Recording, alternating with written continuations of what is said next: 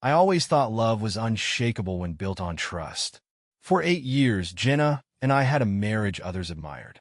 We met in college, and from the first date, it was as though the world conspired to keep us together. Even after years, when life threw its challenges, our bond seemed indomitable. I'd look at her and think, this is it. This is love. But looking back, love had blind spots. We had a young German shepherd, Rex, who had more energy than sense. Jenna suggested hiring a trainer when his endless antics began chewing through our patience and furniture. I thought it was a good idea. Jenna handled everything: interviews, trial sessions, and finally settling on a man named Lucas. A rugged outdoorsman with an easy smile, Lucas came highly recommended. He's the dog whisperer, Jenna said one evening over dinner, her eyes gleaming. Rex already loves him. I didn't think much of it. Weeks passed, and Lucas became a fixture in our routine. He'd stop by 3, sometimes 4 times a week, working with Rex in the backyard. Jenna often joined the sessions while I was at work. She explained that Rex needed to bond with both of them for the training to stick. It made sense. I trusted her. I trusted her so much, it was almost embarrassing how little I questioned anything. Then one evening something shifted. I came home late from work. The house was quiet, too quiet. Jenna was upstairs, but Rex wasn't at the door to greet me, a rare occurrence. As I walked to the back window, I noticed Lucas' truck in the driveway. He'd never stayed this late before. A strange pang struck me, but I brushed it off. Maybe he was doing an extended session. I climbed the stairs, quietly pushing open the bedroom door. Jenna sat on the edge of the bed, her face flushed as she brushed her hair. Her shirt clung damply to her skin, and she avoided looking at me. "Lucas just left," she said too quickly, like she'd read my mind. "Oh," I asked, setting my bag down. "What's he still doing here at this hour?" "Rex wasn't listening today," she replied, her tone casual but forced. "We were trying a new technique." I nodded slowly. It could have been true, but something about the moment, the too perfect answer, planted the first seed of doubt in my mind. I glanced at her phone, sitting face down on the nightstand. A stray thought whispered, "Check it." I didn't. Not then. But that seed was about to grow. I couldn't shake that moment. Jenna's avoidance, the late-night session with Lucas, it all replayed in my mind like a bad song I couldn't turn off. Still, I told myself I was overthinking it. I'd been working longer hours than usual, and maybe the stress was just playing tricks on me. Jenna and I were solid. We'd been through too much for her to betray me. But doubt is insidious. It doesn't care how strong you think you are. The next few weeks were off. I'd catch Jenna smiling at her phone more often than usual, quickly swiping away notifications when I entered the room. She started dressing differently, tighter jeans, tops that showed more skin. She chalked it up to feeling more confident. I wanted to believe her. I did. And Lucas, he lingered. His truck became a regular sight in our driveway, his presence a shadow I couldn't ignore. Rex adored him, which somehow made it worse. The dog I thought would always be mine now seemed to light up for Lucas in a way that stung. One night, as Jenna showered, I sat in the living room scrolling through my emails. My phone pinged, a calendar reminder. It was nothing important, just a note to pick up dog food. But as I stared at it, something clicked. Jenna had said Lucas was coming for a session at noon that day. I'd left work early and come home around 1, but the house had been empty, and his truck was nowhere in sight. I pulled up our shared calendar app and checked the past few weeks. Sure enough, there were appointments listed with Lucas. All midday, all while I was at work. I tried to reason with myself. He's a trainer. Of course he works with the dog during the day. But my instincts wouldn't quiet down. They'd been shouting at me since that night in the bedroom, and I couldn't ignore them anymore. The next morning, I took the first step toward finding the truth. I ordered a set of cameras online, small enough to fit in the living room, kitchen, and backyard without being noticed. They were motion-activated and streamed directly to my phone. If anything was going on, I'd know soon enough. Jenna didn't question the package when it arrived. I installed the cameras while she was out shopping, telling myself it was just for peace of mind. That night, as I tested the system, my heart ached. I didn't want to find anything. I wanted to be wrong. The first few days of footage showed nothing unusual. Jenna went about her routine. Lucas stopped by for an hour or so, and they trained Rex together. There were no lingering looks, no stolen touches. I almost started to believe I'd imagined it all. Until Thursday. That afternoon, I got a notification on my phone. Motion detected in the living room. I opened the app, expecting to see Rex chasing his tail or Jenna folding laundry. Instead, there they were, Jenna and Lucas sitting too close on the couch. Her hand was on his thigh, his arm draped casually around her shoulders. My stomach twisted as I watched her lean into him, her lips brushing his ear as they laughed at something I couldn't hear. He turned toward her, and then it happened. Their mouths met in a kiss so familiar, so practiced, it made my blood run cold. I slammed my phone down, my hands shaking. Every ounce of trust, every memory of love shattered in an instant. I couldn't breathe. I couldn't think. But one thought rose above the chaos, clear and sharp. She lied to me. She lied to me, and now she's going to pay. I sat in my car that evening, gripping the steering wheel so tightly my knuckles turned white. The footage replayed in my mind, looping like some cruel, twisted film. I wanted to storm inside, demand an explanation, scream at her until my throat gave out. But I didn't. Not yet. Instead, I forced myself to breathe. Deep, measured breaths. I knew if I confronted her now, she'd deny everything, twist it around, and somehow make me the villain. No, this required patience. A plan. I wouldn't just let her know I knew. I'd make her feel the depth of my betrayal, the weight of my pain. But first I needed more. That night, when I walked through the door, Jenna greeted me with her usual warmth. A kiss on the cheek, a plate of dinner waiting on the table. "How was work, babe?" she asked, her voice honey-sweet, as though nothing had changed. I stared at her for a moment too long, searching for some trace of guilt in her eyes. There was none. "Busy," I replied, forcing a smile. "What about you?" "Oh, same old. Rex and I worked with Lucas for a bit. He's really getting the hang of the new commands." The casual mention of Lucas made my stomach churn, but I nodded, playing along. "That's great. I'll have to see him in action soon." The rest of the evening passed uneventfully. We sat on the couch watching some forgettable show while Rex curled up at our feet. Jenna rested her head on my shoulder, her hand tracing lazy circles on my arm. I hated how much I still craved her touch, even knowing what I knew. The betrayal hadn't dulled my love. It had sharpened it into something toxic, something unrecognizable. The next day, I worked from home. Jenna had no idea I was monitoring the cameras in real time, waiting for Lucas to arrive. Sure enough, at exactly 1 p.m., his truck pulled into the driveway. My phone buzzed with a motion alert, and I opened the live feed. They started in the backyard with Rex, going through the motions of training. But it didn't take long for their professionalism to dissolve. Lucas reached for her, pulling her close, and this time, she didn't wait. She kissed him first, her hands running through his hair, as though I didn't exist. My jaw clenched so hard it ached. I wanted to burst through the door, drag him out by his collar, and throw him off my property. But again, I stopped myself. This wasn't the time for raw anger. I needed to stay in control. That evening, I set the next part of my plan into motion. "Hey," I said casually over dinner. "I was thinking we should take Rex to that dog park by the lake this weekend. You know, get him out of the backyard for a change." Jenna's fork paused halfway to her mouth. "The one across town?" "Yeah. I figure Lucas could meet us there, show us how to reinforce some of the training." Her eyes flicked to mine, a hint of surprise registering before she smiled. "That's a great idea. I'll text him and let him know." As I watched her type the message, I couldn't help but wonder if she felt even a shred of shame. If she'd hesitate, even for a second. But she didn't. She smiled as she hit send, oblivious to the storm brewing just beneath my calm exterior. That night, as Jenna slept soundly beside me, I slipped out of bed and opened my laptop. I scrolled through the footage from the day, saving the most damning clips to a secure folder. I wasn't just gathering proof for myself anymore. I was building a case.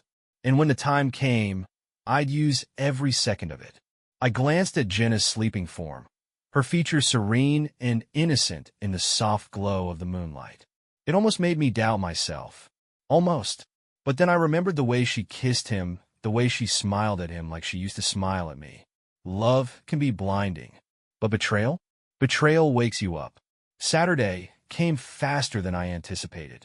Jenna was unusually chipper that morning, humming a tune as she packed a bag with water bottles, dog treats, and a blanket for our outing with Rex. I watched her carefully, marveling at how easily she could pretend. How easily she could look me in the eye, kiss my cheek, and act as though nothing was wrong. As though she hadn't shattered everything we'd built. But today wasn't just about pretending, it was about setting the trap. We arrived at the dog park just after noon. It was a sprawling space near the lake, dotted with families, couples, and their canine companions. Rex was ecstatic, darting from one patch of grass to another. Jenna let him off the leash, laughing as he bounded toward the water. "Lucas should be here soon," she said, checking her phone. "I told him to bring some new training tools for the session." "Great," I said, keeping my voice neutral. Inside, I could feel my pulse quickening. The game was about to begin. Lucas arrived a few minutes later, his ever-present grin in place. He greeted us both, though his handshake with me was deliberately firm, like he was trying to establish dominance. I smiled back, mirroring his energy. I had no intention of playing the submissive husband. Not today. The three of us worked with Rex for a while, throwing sticks and practicing commands. Lucas was charming, confident, and just self-assured enough to irritate me. Jenna hung on his every word, laughing a little too loudly at his jokes, her gaze lingering on him longer than it should. But the real moment came when Lucas excused himself to grab something from his truck.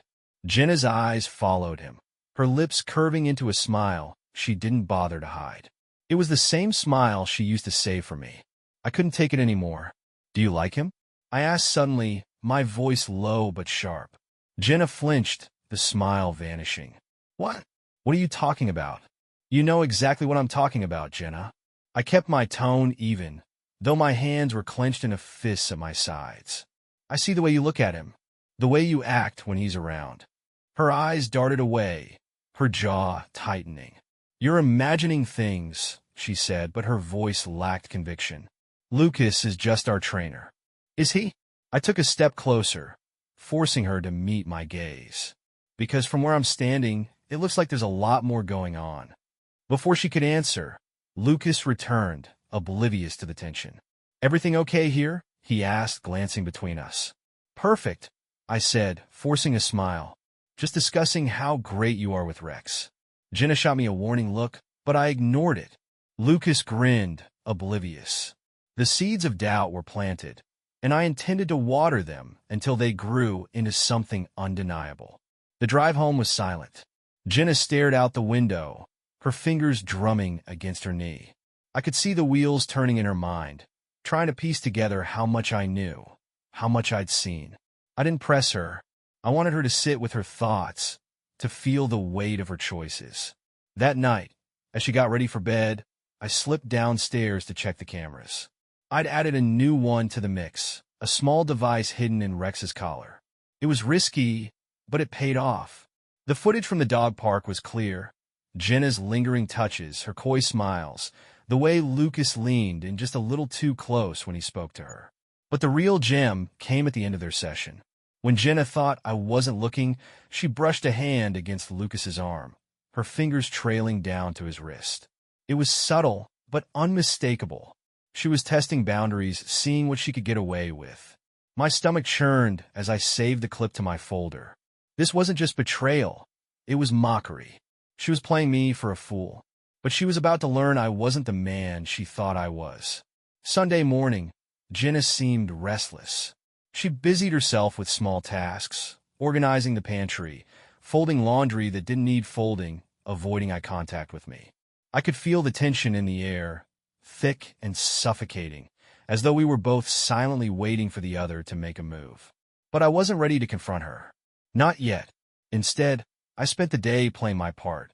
I cooked us breakfast, teased her about how Rex was finally starting to listen to commands, and acted as though the events of the previous day hadn't planted a seed of suspicion.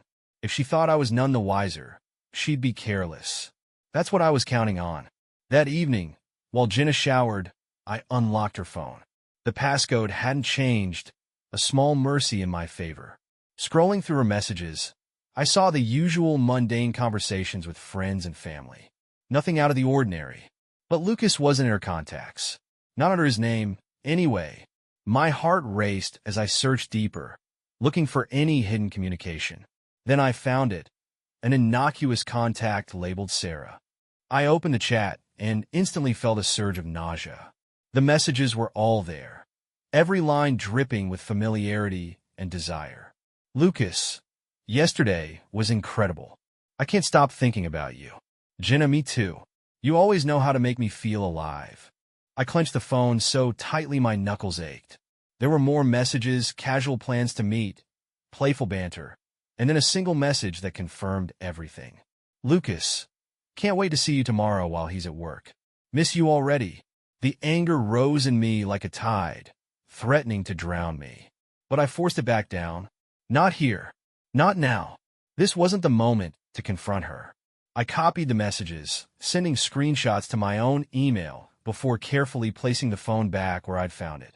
Jenna emerged from the bathroom moments later, a towel wrapped around her, her hair damp and glistening. She smiled at me, her expression soft, and for a fleeting second, I felt my resolve waver. This was the woman I'd built my life with, the mother of my dog, the partner I'd trusted with every part of myself. But that was a lie. The woman in front of me wasn't my wife anymore. She was a stranger, someone capable of betraying me while wearing a mask of love. "Everything okay?" she asked, tilting her head. I nodded, managing a small smile. "Just tired. Long day." She crossed the room, pressing a kiss to my cheek. "Get some rest," she said softly. "I love you." I didn't reply. The next day, I stayed home from work, feigning illness. Jenna left as usual, but not before making a show of concern, offering to cancel her plans to stay and take care of me. I waved her off, pretending to appreciate her kindness. As soon as her car pulled out of the driveway, I got to work. The first step was tracking her movements. Using the GPS tracker I'd hidden in her car weeks earlier, I watched her location ping on my phone. She didn't go to the grocery store like she claimed. Instead, she drove to Lucas's house, a modest place on the outskirts of town. I parked a few blocks away and waited. It wasn't long before she stepped out of her car, glancing around before heading inside. My stomach twisted as the front door closed behind her. I didn't need to see what happened next. I already knew, but knowing wasn't enough. I wanted her to feel the weight of her actions, to understand the pain she'd caused. I had no intention of simply walking away from this. Not quietly. Anyway, that evening, Jenna returned home as though nothing had happened. She kissed me on the forehead, asked if I was feeling better, and curled up beside me on the couch. I watched her out of the corner of my eye, my heart hammering in my chest. She had no idea I'd followed her. No idea I'd seen where she went, what she was doing. The thought of her ignorance was almost satisfying. Almost. Would you like me to continue? The next part takes a darker turn as the pieces of revenge start to fall into place. Over the next week, I tightened my grip on the truth, all while maintaining the facade of a loving, oblivious husband. Jenna carried on as if nothing had changed, as if I weren't already piecing together the tangled web of her betrayal. I could see it in her relaxed demeanor, her light-hearted laugh, her casual touches. She thought she'd gotten away with it. But I wasn't idle. At night, while she slept, I combed through every detail of her life. Her phone was a goldmine once I figured out where to look. Messages, photos, even a few unsent drafts to Lucas. All of it painted a picture of a woman who had grown comfortable living a double life. One message stood out. "Lucas, this weekend? He'll be at the conference, right?" Jenna, "Yeah, he leaves Friday night. I'll come over Saturday morning." I stared at the screen, the implications sinking in. She wasn't just betraying me with a passing fling. This was calculated, planned. She'd been waiting for me to be out of the picture, so she could indulge fully, without fear of being caught. Little did she know I wasn't going anywhere. By Friday, I had everything in place. My work conference was real, but I'd made arrangements to attend remotely. Jenna, of course, didn't know that. I packed my bags as usual, kissed her goodbye at the door, and drove off with a wave, watching her in the rearview mirror as she stood on the porch, smiling. The moment I turned the corner, I pulled into a side street and parked. My heart raced as I waited, the seconds stretching into minutes. Finally, her car left the driveway, heading in the direction I already knew too well. I followed her from a distance, careful not to get too close. As expected, she went straight to Lucas's house. This time, I didn't park blocks away. I pulled right up to the curb, hidden by a cluster of trees, and sat there, staring at the house. I had hours to think, to stew in my anger and grief. Images of them together played in my mind, stoking the fire in my chest. But I wasn't here for an emotional outburst. I wasn't here to confront them. I was here to end this. When Jenna finally emerged from the house hours later, her hair disheveled and her cheeks flushed, I snapped photos. Her hurried steps, the way she glanced over her shoulder before getting into her car, it was all so incriminating. I followed her home, hanging back far enough to remain unseen. As soon as she walked through the front door, I acted. I sent the photos. To her phone, to Lucas, to her closest friends, and finally, to her parents. Each image came with a single caption: "Look what she's been doing while I wasn't around." An hour later, she came running into the living room, her face pale and her phone clutched in her hand. "What the hell is this?" she demanded, her voice shaking. I didn't even look up from the book I was pretending to read. "What's what?" "These photos. You sent them to everyone. Why would you do this to me?" I closed the book, setting it carefully on the coffee table before meeting her gaze. "Why would I do this to you? You mean, why would I expose the truth? Why would I let everyone see who you really are?" Her face crumpled, a mix of fury and desperation. "You're blowing this out of proportion. Lucas and I." "Don't," I interrupted, my voice cold and sharp. "Don't insult me by pretending this isn't what it looks like." She opened her mouth to argue, but I didn't let her. "For 6 months, Jenna. 6 months. While I was working to keep this family together, you were sneaking around behind my back. You lied to me. You humiliated me. And now, everyone knows." Her eyes filled with tears. "You didn't have to do this. You could have talked to me." "Talk to you?" I laughed bitterly. "What's left to talk about, Jenna? You made your choices. Now you can live with them." She broke down, sobbing into her hands, but I felt nothing. No sympathy, no regret. Only the faint satisfaction of seeing her unravel. I stood and walked past her, pausing only to deliver the final blow. "You should start packing," I said quietly. "I've already contacted a lawyer. By this time next week, I want you out of this house." And then I left, her cries echoing behind me as I climbed the stairs. Would you like me to continue? The next part delves into Jenna's reaction and the unexpected fallout of the husband's actions. The days that followed were a whirlwind of chaos. Jenna's perfect facade had crumbled, and the fallout was swift and brutal. The photos spread like wildfire among our friends, her family, even her co-workers. I didn't just burn the bridge. I set the entire forest ablaze. She tried to fight back, of course. Denial was her first weapon. "It's not what it looks like," she shouted at me the night everything unraveled. "Lucas and I, it wasn't serious. It was a mistake, okay? A stupid mistake." "A mistake?" I repeated, incredulous. 6 months of lies and betrayal is not a mistake, Jenna. It's a choice. Repeated, deliberate choices. She flinched, her tears flowing freely. "You don't understand. I was lonely. You were always working, always stressed about money. Lucas, he made me feel seen. He made me feel alive." Her words were a knife to the chest, but I refused to let her see me bleed. "You could have told me, Jenna. You could have talked to me, told me how you felt. Instead, you chose to crawl into another man's bed." The excuses didn't stop there.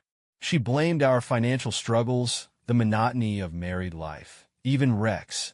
"You were so obsessed with training the dog," she said one night, her voice trembling. "You didn't notice how unhappy I was." I couldn't help but laugh bitterly. "So this is my fault now? I didn't realize that teaching our dog not to destroy the furniture was neglecting you." Her face darkened, a flicker of defiance breaking through her guilt. "You're not perfect, either, you know. You act like this is all on me, but maybe if you'd been more present, this wouldn't have happened." The audacity of her words left me stunned. She wasn't sorry. Not really. She was just sorry she'd been caught. The following week was a blur of lawyers, paperwork, and heated arguments. I'd made it clear that I wanted her out of the house, but Jenna fought me at every turn. "This is my home too," she said, her voice rising with anger. "I'm not going anywhere. You forfeited your claim to this home the moment you brought him into our lives," I shot back. "The lawyer will sort out the details, but you'd better start looking for a place to stay. I'm done." Her tears didn't move me. Her pleas for forgiveness fell on deaf ears. I was beyond caring, beyond the man who used to love her. The betrayal had stripped me of everything but cold, hard resolve. The fallout wasn't limited to our household. Lucas wasn't immune to the destruction I'd unleashed. His clients began canceling appointments, the whispers of his affair with a married woman spreading quickly. I even heard through the grapevine that his long-term girlfriend, someone I hadn't known existed, had left him after seeing the photos. I could have stopped there. The damage was done after all, but I wasn't satisfied. Not yet. One afternoon, I sat at my desk with a glass of whiskey in hand, scrolling through the folder of evidence I'd compiled. Photos, text messages, even video footage from the cameras. It was a damning collection, one that told the full story of Jenna's betrayal. I sent it to her parents, making sure they knew exactly what their daughter had been up to. The next day, her father called me. His voice was heavy with disappointment. "I'm so sorry, son," he said. "I didn't raise her to act like this. If there's anything we can do to help, just say the word." Hearing those words should have brought me comfort. Instead, they only deepened the ache in my chest. I hadn't just lost a wife. I'd lost the future I thought we were building together. Jenna's mother came by later that evening, her eyes red and swollen. "Please," she begged, clutching my hand. "Give her another chance. She's a good person who made a mistake." I pulled my hand away, my expression cold. She made her choice, and so have I. Jenna's desperation grew as the reality of her situation sank in. One night, she cornered me in the kitchen, her voice shaking. "What are you going to do with the house?" she asked. "I have nowhere else to go." I met her gaze, unflinching. "That's not my problem, Jenna. You should have thought about that before you threw everything away." Her face crumpled, and for a moment, I saw the woman I used to love, the woman I thought I'd spend the rest of my life with. But the image was fleeting, replaced by the cold reality of her choices. "I hope he was worth it," I said quietly, turning away. "Because you've lost everything." Jenna moved into the guest room that week, the same room where we used to laugh about visitors overstaying their welcome. Now, she was the unwelcome guest in a house that once belonged to both of us. Her footsteps were timid, her voice barely above a whisper, as if her mere presence could snap the thread of civility I was barely clinging to. The silence between us was deafening, broken only by the occasional bark of Rex, who seemed to sense the shift in our home. Jenna tried to reconnect with him, but Rex avoided her, retreating to me instead. It was petty, I know, but I found solace in his loyalty. One evening, as I sat in the living room reviewing some final divorce papers, Jenna approached me. Her face was pale, her eyes hollow. She looked like a shadow of the woman I'd once loved. "Can we talk?" she asked, her voice trembling. I didn't look up. "About what?" "About us. About everything." She hesitated, wringing her hands. "I made a mistake, okay? I messed up, but I still love you.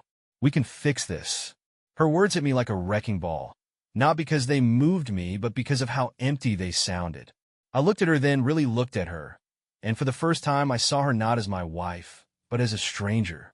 "There's nothing left to fix," I said, my voice steady. "You didn't just cheat, Jenna. You tore apart the life we built together. And for what? A fling? A thrill?" Tears welled up in her eyes, but I didn't stop. "I gave you everything I had, and you threw it away. Now, you want to come crawling back because the walls are closing in? No. You made your bed. Now lie in it." She broke down, sobbing in her hands, but I felt nothing. No pity, no remorse, only the cold satisfaction of watching her unravel. The next day, I set the final stage of my plan into motion. Using the evidence I'd collected, I reached out to Lucas's clients, pet owners who trusted him with their beloved animals. I framed my message carefully, attaching select photos and text messages as proof. I wasn't just airing dirty laundry. I was exposing a man who used his profession as a cover for deceit. The fallout was immediate. Clients canceled their appointments en masse, some even leaving scathing reviews online. Lucas's reputation, once spotless, was now irreparably tarnished. But I wasn't done. I contacted Jenna's workplace next.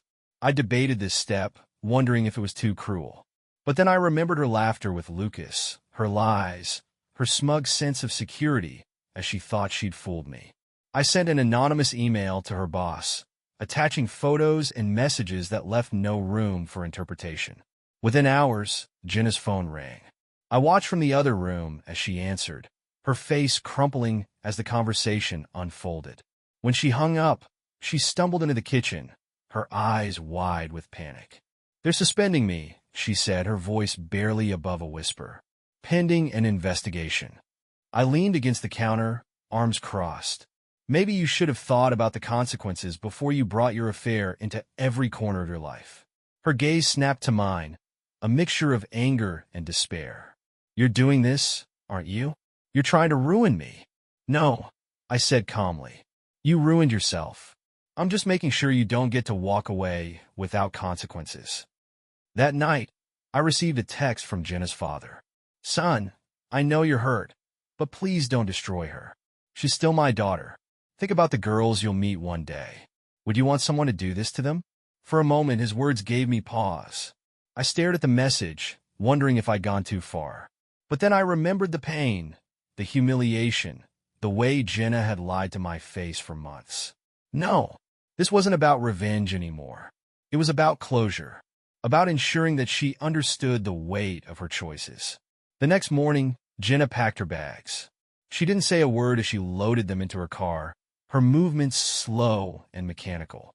I watched from the front porch, Rex by my side, as she climbed into the driver's seat and started the engine.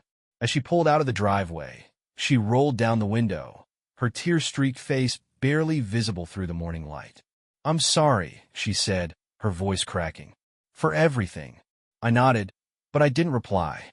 Words meant nothing now. As her car disappeared down the street, I felt an unexpected wave of relief. The house was quiet, the weight of her presence lifted. For the first time in months, I could breathe again. The house felt impossibly quiet after Jenna left. No rustle of her footsteps, no faint hum of her favorite playlist drifting from the kitchen. Just the steady tick of the wall clock and Rex's soft breaths beside me. For the first time in weeks, I was alone, not just physically, but emotionally. And it hit me harder than I expected. I stared at the divorce papers on the coffee table, my pen poised above the line where my signature would make it official. The man I'd been 8 years ago, the one who'd said "I do" with unwavering conviction, felt like a ghost. He wouldn't recognize this version of himself, cold, calculating, relentless. Was this who I wanted to be? The next morning, I called my lawyer, requesting a final meeting to finalize the paperwork. She assured me everything was in order. The house, the car, and even Rex would remain mine. Jenna had little leverage after the damning evidence I'd presented. Her betrayal wasn't just personal, it was legal dynamite. The thought should have brought satisfaction, but it didn't. Winning the battle didn't erase the war scars. Jenna's parents reached out again, this time pleading for a conversation. Against my better judgment, I agreed. We met at a local diner, the kind with sticky tabletops and the smell of burnt coffee lingering in the air. Her mother's face was lined with worry, her father's with quiet anger. "She made a mistake," her mother began, her voice trembling. "But she's still our daughter. She's trying to piece her life back together." I sipped my coffee, letting her words hang in the air. Finally, I spoke. "I didn't destroy Jenna's life. She did that herself. All I did was make sure people saw the truth." Her father leaned forward, his voice low. "And now what? You've exposed her, humiliated her, taken everything. What do you gain from this?" I met his gaze, unflinching. "What do I gain? Peace. The knowledge that she can't hurt me or anyone else again." His jaw tightened, but he didn't argue. We sat in silence for a moment before I stood, tossing a few bills on the table. "I wish her well," I said, though the words felt hollow. "But I won't apologize for protecting myself." That evening, as the sun dipped below the horizon, I found myself sitting on the back porch with Rex at my feet. The weight of everything settled on my shoulders. The betrayal, the revenge, the hollow victory. For months, my life had revolved around unearthing Jenna's lies and exacting my own form of justice. Now, with the storm behind me, I was left with an unfamiliar emptiness. What now? The answer came unexpectedly, in the form of an old friend. Matt, a buddy from college, had heard about the divorce and reached out. "Man, you've been through hell," he said over the phone. "You need to get out, do something. Let's grab a beer." Reluctantly, I agreed. That night, as we sat in a crowded bar surrounded by laughter and music, I felt the faintest spark of something I hadn't felt in months: hope. Matt didn't press me for details or try to offer advice. He just listened, laughed, and reminded me that life went on. The next few weeks were a slow rebuild. I started hitting the gym again, finding solace in the rhythm of weights and cardio. I took Rex on longer walks, exploring trails we'd never ventured down. I even picked up an old hobby, woodworking, and spent hours in the garage crafting something tangible, something real. Little by little, the pieces of my life began to fit together again. One afternoon, while scrolling through my phone, I came across an email from a stranger. It was one of Lucas's former clients. "Thank you," it read, "for exposing him. He betrayed my trust too, and I'm glad someone finally held him accountable." For the first time in weeks, I smiled. It wasn't just about Jenna or Lucas anymore. It was about standing up for myself, refusing to be a victim. As the divorce finalized and the house officially became mine, I felt a sense of closure. Jenna's chapter in my life was over, but the story wasn't done. I was still standing, scarred but unbroken. And for the first time in a long time, I felt ready to turn the page. Months passed, and the wounds that once felt raw and consuming began to scab over. Life didn't return to normal, not exactly, but it started to feel like mine again. I learned to find joy in the quiet moments. Rex greeting me at the door, the hum of power tools in my makeshift workshop, the simple satisfaction of a day that didn't end in tears or confrontation. The divorce settlement came through without much drama. Jenna didn't fight for anything beyond a modest alimony agreement, though she made a final plea during mediation. "We had something real once," she said, her voice thick with emotion. "I'm sorry I ruined it." I looked at her, at the woman I'd once promised forever to, and felt nothing but a dull ache where love used to live. "So am I," I said quietly. And that was it. The last thread connecting us was severed. I thought the anger would linger, but it didn't. Once Jenna was truly out of my life, I found myself letting go of the bitterness, the need for retribution. There was no more fight to win. All that was left was the slow work of rebuilding myself. One evening, I came across an old box of photos while cleaning out the closet. Inside were snapshots of happier times. Jenna and I on our honeymoon, laughing at some inside joke I could no longer remember. Rex as a puppy, all oversized paws and boundless energy. Holiday gatherings where we were surrounded by friends and family. For the first time, I didn't feel the sharp sting of betrayal when I looked at those images. Instead, I felt gratitude for the love we'd shared, fleeting as it turned out to be, for the lessons I'd learned, painful as they were, and for the realization that I deserved more honesty, more respect, more peace. A few weeks later, I ran into Matt again at a coffee shop. He wasn't alone. He was with his sister, Sarah, someone I hadn't seen in years. She'd moved back to town recently, he explained, after leaving a bad relationship of her own. We struck up a conversation, and for the first time in what felt like forever, I laughed without forcing it. Over the next few months, Sarah and I started spending more time together. It wasn't a grand romance, not at first. It was slow, tentative, and grounded in something I hadn't realized I'd been missing: trust. She didn't press me about my past, didn't try to fix me. She just listened. And when I was ready, I told her everything. "It's amazing you didn't let it break you," she said one evening as we walked Rex along the lakeside trail. "Most people would have let something like that destroy them." I shook my head, a small smile playing on my lips. It almost did. I admit it. But I realized something. Pain doesn't last forever. And when you survive it, you come out stronger. She looked at me then, her eyes soft and understanding. You're stronger than you know. For the first time in years, I believed it. The house no longer felt like a tomb of broken dreams. It was a place of renewal, of possibility. The scars Jenna left behind didn't define me. They became reminders of what I'd overcome. And as Rex trotted ahead, wagging his tail, and Sarah's hand brushed against mine, I realized something important. Life doesn't stop for heartbreak. It goes on whether you're ready or not. And sometimes, if you're lucky, it gives you the chance to rebuild. That night, as I sat on the porch watching the stars, I felt something I hadn't felt in a long time. Hope. Not for the life I'd lost, but for the one I was creating. It wouldn't be perfect, but it would be mine. And this time, I wouldn't take it for granted. What do you guys think of my story? Share in the comments what you think about the choice I made, and what you do in my situation.